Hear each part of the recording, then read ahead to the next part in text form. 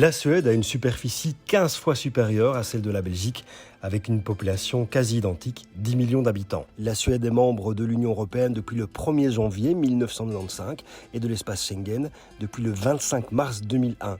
Elle n'est en revanche pas membre de la zone euro. Elle possède sa propre monnaie, la couronne suédoise. La Suède est une monarchie constitutionnelle et une démocratie parlementaire, avec un Premier ministre et un monarque, Charles XVI Gustave. Saviez-vous que le 6 juin, c'est la fête nationale suédoise, anciennement appelée Jour du drapeau suédois?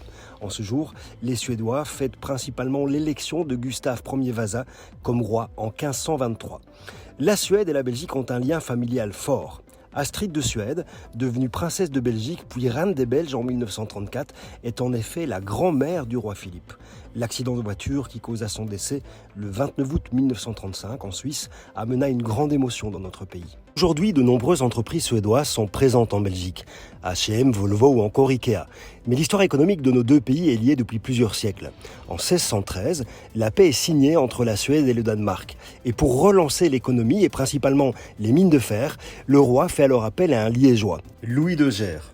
Sous l'impulsion de ce dernier, entre 5 000 et 10 000 Wallons émigrèrent en Suède pour des raisons économiques et religieuses. Pour marquer les liens forts qui unissent la Belgique et la Suède, en 1934, l'association suédo-belge fut fondée.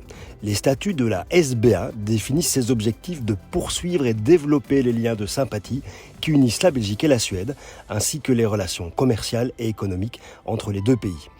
Quelques Suédois sont très célèbres. C'est le cas de l'actrice Ingrid Bergman, du chanteur Avicii, du scientifique Joseph Nobel ou encore du tennisman Björn Borg.